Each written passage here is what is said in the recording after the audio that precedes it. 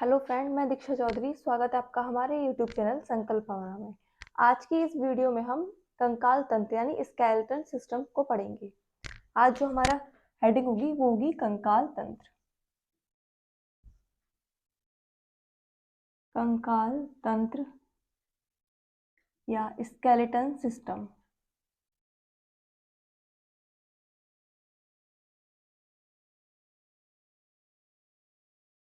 सबसे पहले जानेंगे कंकाल तंत्र क्या है, स्केलेटन सिस्टम क्या है।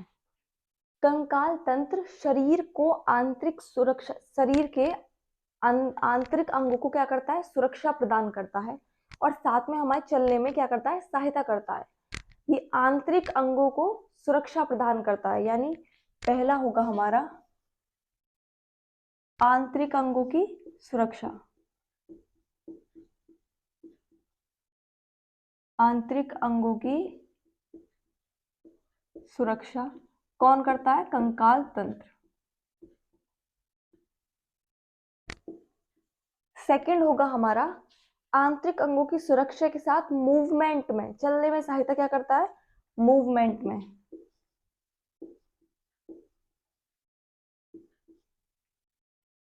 मूवमेंट में, चलने में क्या सहायता करता है, हमारी कंकाल तंत्र सहायता करता है। और थर्ड जो होगा हमारा वो होगा सपोर्ट में। सपोर्ट में किसमें, चलने में क्या करता है, सपोर्ट करता है। और आंतरिक अंगों की सुरक्षा यानी प्रोटेक्शन करता है हमारी आंतरिक अंगों की। और जो फोर्थ होगा हमारा, ये ब्लड सेल्स भी बनाने में मदद करता है, सेल्स बनाने में। तो फोर्थ होगा हमारा production of blood cell, blood cells को बनाने में, प्रोडक्शन ऑफ ब्लड सेल। जो कंकाल तंत्र है वो आंतरिक अंगों की सुरक्षा कैसे करता है। हमारा ब्रेन किसके अंदर है, खोपड़ी यानी स्कल के अंदर। तो वो खोपड़ी क्या है, कंकाल है। तो कंकाल जो खोपड़ी है वो हमारी किसकी सुरक्षा कर रही है, ब्रेन की। पसलियां, पसलियां किसकी सुरक्षा कर रही हैं, ये जो हमारी रिप्स यानी पसलियां जो है, इनके अंदर क्या है, हमारा हार्ट है, लंग्स है। तो ये सब किसकी सुरक्षा कर रही है, हार्ट और लंग्स की। इसी तरह शरीर के आंतरिक अंगों की क्या हो रही है, सुरक्षा हो रही है, किससे, कंकाल तंत्र से। सेकंड है मूवमेंट में सहायता कर रहा है, चलने फिरने में सहायता, हाथ को मोड़ने में सहायता, चलने में फिरने में किससे सहायता हो रही है, कंकाल तंत्र से। सपोर्ट दे रहा है, सपोर्ट, चलने में सपोर्ट है, खड़े होने में हमें सपोर्ट किससे मिल रहा है, कंकाल तंत्र से मिल रहा है। थर्ड है, फोर्थ है हमारा प्रोडक्शन ऑफ ब्लड सेल्स। ये ब्लड सेल्स का भी क्या करता है, निर्माण करता है। अब जो कंकाल तंत्र है वो कितने प्रकार का है, कंकाल तंत्र दो प्रकार का होता है। एक होता है बाह्य कंकाल तंत्र, एक होता है आंतरिक कंकाल तंत्र। बाह्य कंकाल तंत्र को हम बोलेंगे एंडो स्केलेटन, और आंतरिक कंकाल तंत्र को, सॉरी, बाह्य कंकाल तंत्र को बोलेंगे एक्सो स्केलेटन, और आंतरिक कंकाल तंत्र को बोलेंगे एंडो स्केलेटन। तो कंकाल तंत्र हमारा टाइप्स ऑफ, टू टाइप्स का है। पहला हमारा स्केलेटन कितने भागों में डिवाइड हुआ, ये दो भागों में डिवाइड हुआ। पहला जो था वो हमारा था एक्सोस्केलेटन यानी बाह्य कंकाल तंत्र, एक्सो स्केलेटन। जो सेकंड था वो था हमारा एंडोस्केलेटन यानी आंतरिक कंकाल तंत्र, एंडो स्केलेटन।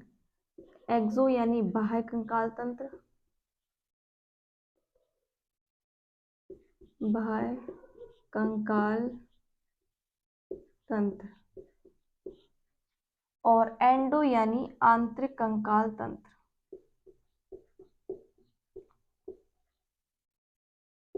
आंतरिक कंकाल तंत्र।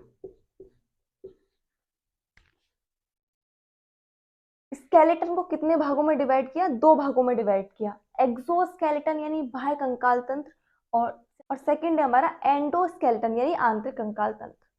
अब एक्सोस्केलेटन और एंडोस्केलेटन में क्या अंतर है ये जानेंगे। जो हमारा एक्सोस्केलेटन बाह्य कंकाल तंत्र होता है, ऐसे प्राणी या ऐसे जीव जिनके अंतर्गत बाह्य कंकाल तंत्र पाया जाता है, यानी उनमें, जैसे हमारी बॉडी के अंतर्गत कंकाल तंत्र कहाँ पर है? आंतरिक कंकाल तंत्र है। बाहर सब क्या है? चर्बी है ना, वसा वगैरह सब क्या है? बाह्य तो हमारे अंदर क्या है? आंतरिक कंकाल तंत्र। जो एक्सोस्केलेटन होगा, बाह्य कंकाल तंत्र, उनमें बाहर कंकाल तंत्र पाया जाएगा और वो कठोर होंगे बाहर से। ऐसे जो जीव होंगे उनमें क्या होगा? खुला रक्त परिसंचरण होगा। खुला रक्त परिसंचरण यानी जो एक्सोस्केलेटन होंगे उनमें खुला रक्त परिसंचरण होगा। खुला रक्त परिसंचरण, खुला रक्त परिसंचरण यानी इनके जो ऑर्गन्स हैं वो खून में क्या होंगे? डूबे हुए होंगे। और जो हमारे ऑर्गन्स हैं वो क्या खून में डूबे हुए हैं? नहीं। हमारे जो ब्लड है वो किस में बहता है? वेसल्स में, यानी नसों में बहता है। अब हमारे जो ऑर्गन है वो खून में डूबे हुए नहीं है, लेकिन इनके जो अंदर है, इनके अंदर बाह्य कंकाल तंत्र है, तो अंदर नसें देने की कोई आवश्यकता है नहीं, जिससे जो इनका जो रक्त है वो केवल वो क्या है? पूरे पूरे में डूबा हुआ है। यानी इनके जो अंग है वो हार्ट, लिवर, जो भी इनके अंदर होगा वो सब क्या है? वो सब उस ब्लड में डूबे हुए हैं। लेकिन जो एंडोस्केलेटन, आंतरिक कंकाल तंत्र है, उनके जो अंग है, ऑर्गन्स हैं, वो नहीं डूबे हुए ब्लड में। तो ये किस किस में पाया जाएगा? तिलचट्टा में, टॉर्टोइस, कछुआ देखा होगा, कछुए का जो ऊपरी कठोर भाग होता है उसमें, जिसमें आप टक टक करके देखोगे, जो बाहरी भाग होता है कठोर, उसको तो हम बाह्य कंकाल तंत्र में लेंगे। लेकिन उसके जो गर्दन और जो पैर होते हैं वो किस में होंगे? वो सॉफ्ट होते हैं, तो वो किस में होंगे? वो आंतरिक कंकाल तंत्र में होंगे। और साथ में चेटा, चेटा किस में पाया जाएगा? बाह्य कंकाल तंत्र में। चीटी, चीटी भी किस में पाई जाएंगी? बाह्य कंकाल तंत्र में। चीटी और तिलचट्टा,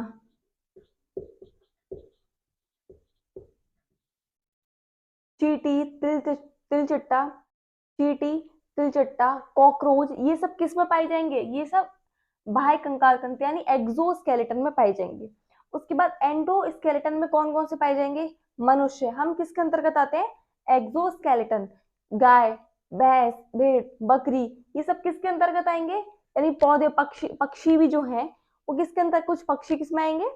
एंडोस्केलेटन में, क्योंकि उनमें क्या है? आंतरिक कंकाल तंत्र, यानी उनमें आंतरिक कंकाल तंत्र है। लेकिन जो एक्सोस्केलेटन में, उनमें क्या है? बाह्य कंकाल तंत्र। जो एक्सोस्केलेटन है उनमें आपको जो उनका शरीर या शेप, जो चेहरा है, तो आप पहचान नहीं पाओगे। सबके क्या होंगे? सबके एक जैसे चेहरे होंगे। लेकिन जो एंडोस्केलेटन है उनमें क्या होगा? अंतर होगा, क्योंकि उनमें आंतरिक कंकाल तंत्र है। अंदर से अगर हम लोग आपस अपने कंकाल तंत्रों को देखेंगे तो क्या सब समान लगेंगे? तो एंडोस्केलेटन में क्या होगा? देखने में क्या होंगे? ये भिन्न भिन्न लगेंगे। लेकिन एक्सोस्केलेटन में आप अंतर करने में असमर्थ होंगे, क्योंकि ये बाहर से क्या लगेंगे? सब लोग समान लगेंगे। तो हमने कंकाल तंत्र को देखा। कंकाल तंत्र का क्या काम होता है? ये हमें आंतरिक अंगों की सुरक्षा देता है। हमारे जो आंतरिक अंग है, ब्रेन, हार्ट, इनको क्या देगा? सुरक्षा देगा, प्रोटेक्शन देगा। साथ में मूवमेंट में सहायता देता है, चलने में सहायता, फिरने में सहायता। अगर ये आंतरिक कंकाल या कंकाल तंत्र नहीं होगा तो हम कैसे चल पाएंगे? नहीं चल पाएंगे। और सपोर्ट देता है, खड़े होने में सपोर्ट, बैठने में सपोर्ट। ये सपोर्ट किससे मिल रहा है हमें? कंकाल तंत्र से ही मिलता है। फोर्थ हमारा प्रोडक्शन ऑफ ब्लड सेल। जो कंकाल तंत्र है वो साथ में क्या करता है? ब्लड सेल्स का भी प्रोडक्शन करता है, निर्माण करता है। उसके बाद हमने स्केलेटन को देखा। स्केलेटन को दो भागों में डिवाइड किया हमने। फर्स्ट हमारा एक्सोस्केलेटन यानी बाह्य कंकाल तंत्र, और सेकंड हमारा एंडोस्केलेटन यानी आंतरिक कंकाल तंत्र। बाह्य कंकाल तंत्र में हमने देखा कि इनमें खुला रक्त परिसंचरण होता है, यानी इनके जो अंग हैं वो किस में डूबे होते हैं? खून में डूबे हुए होते हैं, रक्त में डूबे हुए होते हैं। ऐसे जीव या जंतु जिनका बाहर का जो क्षेत्र है वो क्या होगा? वो कठोर होगा, तो वो क्या कहलाएंगे? एक्सोस्केलेटन। और जो ऐसे जंतु जो बाहर से क्या होंगे? बाहर से कठोर नहीं होंगे, बाहर से सॉफ्ट होंगे, वो क्या कहलाएंगे? एंडोस्केलेटन। और इनमें जो कंकाल होगा वो क्या होगा? आंतरिक कंकाल तंत्र होगा। और जो एक्सोस्केलेटन है वो क्या करेंगे? बाह्य बाह्य कंकाल तंत्र होगा। इनमें जो कंकाल तंत्र है वो क्या होगा? बाहर होगा। ये देखने में, जो बाह्य कंकाल तंत्र वाले जो जीव जंतु हैं, ये सब क्या होंगे? देखने में समान होंगे। और जो एंडोस्केलेटन है ये देखने में समान नहीं होंगे। अब इसके बाद जानेंगे कंकाल तंत्र किससे मिलकर बना है। कंकाल तंत्र जो दो चीजों से मिलकर बना है, एक अस्थि और उपास्थि। इस तरफ लिखेंगे हम अस्थि अस्थि इंग्लिश में लिखेंगे बोन, बोन्स हड्डियां, और इस तरफ लिखेंगे हम उपास्थि।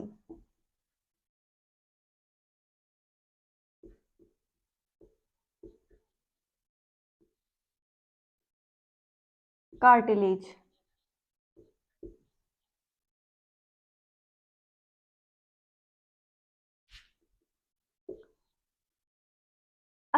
कंकाल तंत्र किन चीजों से मिलकर बना है?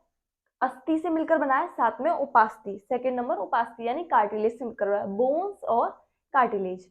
अब इसके बाद जानेंगे ये जो बोन, अब इसके बाद जानेंगे बोन्स में क्या क्या पाया जाता है। जो हड्डियां हैं उनमें कैल्शियम फॉस्फेट और साथ में कैल्शियम कार्बोनेट दोनों चीजें पाई जाती हैं। कैल्शियम कार्बोनेट क्या देता है? किसी भी चीज को दृढ़ता देता है, यानी कठोर बनाता है।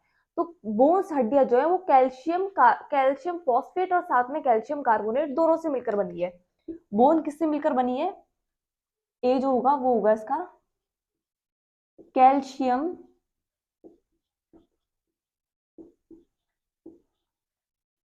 कैल्शियम फॉस्फेट और साथ में कैल्शियम फॉस्फेट प्लस साथ में calcium carbonate, calcium carbonate. Calcium phosphate और साथ में कैल्शियम कार्बोनेट। कैल्शियम फॉस्फेट का सूत्र क्या होगा? Ca3PO4 का whole twice plus calcium carbonate यानी CaCO3। अब उसके बाद उपास्थि यानी कार्टिलेज वो है, वो केवल कैल्शियम फॉस्फेट से मिलकर बनी है, इसमें कैल्शियम कार्बोनेट नहीं पाया जाता, यानी ये कठोर इतनी नहीं होंगी जितनी की अस्थियां होंगी, क्योंकि कैल्शियम कार्बोनेट क्या देती है? कठोरता देती है। लेकिन ये केवल इसमें केवल क्या, उपास्थि में केवल क्या पाया जाता है? उपास्थि में केवल कैल्शियम फॉस्फेट पाया जाता है। इसमें क्या पाया जाएगा? कैल्शियम फॉस्फेट, कैल्शियम फॉस्फेट यानी Ca3PO4 का होल ट्वाइस। और इसमें क्या नहीं पाई जाएगी? इसमें CaCO3 ये नहीं पाई जाएगी, और इसमें पाई जाएगी। तो जो अस्थि होती है वो क्या होती है? कठोर होती है। तो अस्थि हमारी कठोर होती है क्योंकि इसमें कैल्शियम कार्बोनेट पाया जाता है, और उपास्थि हमारी कठोर इतनी नहीं होती क्योंकि इसमें कैल्शियम कार्बोनेट नहीं पाया जाता। जो उपास्थि यानी कार्टिलेज है वो कहाँ पाई जाएंगी? कार्टिलेज कान में, कान में जो हड्डी होती है, कान में, नाक में, और साथ में जहां अस्थि यानी दो हड्डियां जुड़ रही होंगी वहां पे क्या पाई जाएंगी? वहां पर उपास्थियां पाई जाएंगी। और जो हमारी अस्थि है वो तो है ही, जो हाथ में और पैरों में सब लंबी लंबी क्या पाई जाएंगी? अस्थियां पाई जाएंगी। ए पॉइंट इसका आंसर हो गया। बी पॉइंट होगा इसका, अस्थियों में हमारी कौन सी प्रोटीन पाई जाएगी? अस्थियों में हमारी ओसीन प्रोटीन पाई जाएगी। अस्थियों में कौन सी प्रोटीन पाई जाएगी? ओसीन। जबकि उपास्थियों में कौन सी प्रोटीन पाई जाएगी? कंड्रीन। उपास्थियों में पाई जाएगी कॉन्ड्रीन। अस्थियों में हमारी ओसीन नाम प्रोटीन पाई जाएगी, और उपास्थियों में क्या पाई जाएगी? कॉन्ड्रीन नामक प्रोटीन।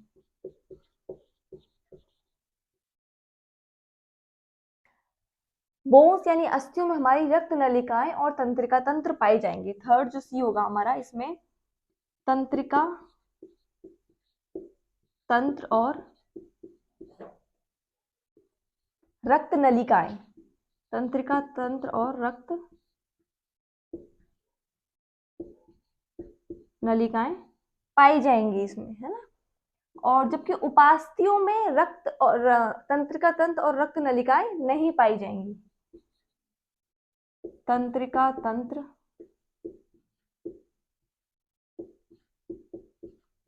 तंत्रिका तंत्र और साथ में क्या है? रक्त नलिकाएं।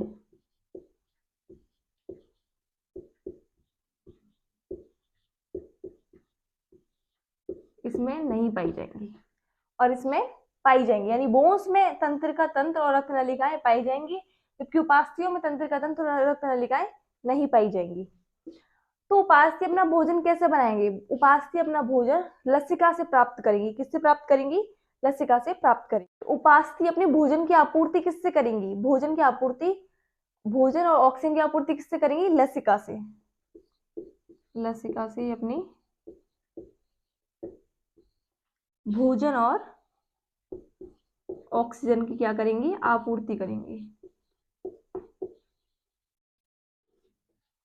भोजन और ऑक्सीजन की आपूर्ति करेंगी। उसके बाद डी पॉइंट होगा इसमें हमारा स्केलेटन यानी कंकाल तंत्र जो है, बोन्स में, हड्डियों में, जो बाल्यकाल यानी जब बच्चा पैदा होता है तो लगभग 270 से 305 समथिंग इतनी कुछ हड्डियां होती हैं। तो हम एवरेज मान के लेते हैं। तो एवरेज यानी जब बच्चा पैदा होता है तो उसमें कितनी होती हैं? तो 300 हड्डियां मानते हैं। तो जन्म के समय कितनी हड्डियां होती हैं? 300 हड्डियां होती हैं। लेकिन जैसे बाल्य अवस्था आती है तो उसमें कितनी हो जाती हैं?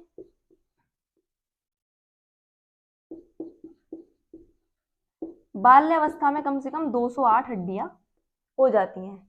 उसके बाद जो वयस्क हो जाते हैं, जब बूढ़े हो जाते हैं तो कितनी हो जाएंगी?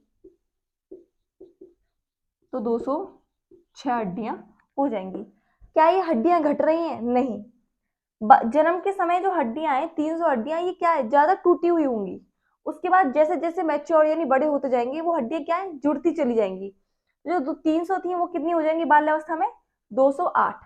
उसके बाद व्यसक यानी जब आप बूढ़े हो जाएंगे तो कितनी हड्डियां रह जाएंगी? 206 हड्डियां रह जाएंगी। साथ में जब 30 अवस्था की यानी 30 वर्ष के बाद जब मनुष्य होने लगेगा तो उसकी हड्डी को घनत्व क्या होगा? बढ़ने लगेगा। 30 वर्ष की अवस्था के बाद, यहां लिख देती हूँ, 30 वर्ष की अवस्था के बाद घनत्व क्या होगा? बढ़ने लगेगा। बोन्स का घनत्व क्या होगा? बढ़ने लगेगा। अब इसके बाद हम जानेंगे कि अस्थि अस्थि के जोड़ को क्या बोलते हैं। एक बार दोबारा से हम अस्थि और उपास्थि को रिवाइज करते हैं, फिर उसके आगे टॉपिक पे चलेंगे। तो अस्थि यानी बोन्स किससे मिलकर बनी है? कैल्शियम फॉस्फेट और साथ में कैल्शियम कार्बोनेट। कैल्शियम फॉस्फेट और कैल्शियम कार्बोनेट। कैल्शियम कार्बोनेट क्या देता है?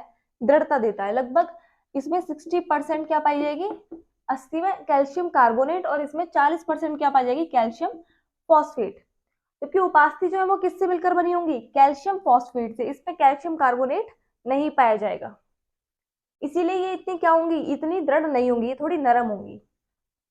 उसके बाद जो उपास्थि है वो कहाँ पाई जाएगी? कान में, नाक में, और जहां दो हड्डियां यानी दो बोन्स जुड़ रही होंगी वहां जोड़ में क्या पाई जाएंगी? उपास्थि पाई जाएंगी। उसके बाद अस्थि जो है वो किस अस्थि में कौन सी प्रोटीन पाई जाती है? बोन्स में ओसीन नामक प्रोटीन पाई जाएगी बोन्स में। और जबकि उपास्थि में कौन सी प्रोटीन पाई जाएगी? कॉन्ड्रीन प्रोटीन पाई जाएगी। उपास्थि में कौन सी प्रोटीन पाई जाएगी? कॉन्ड्रीन।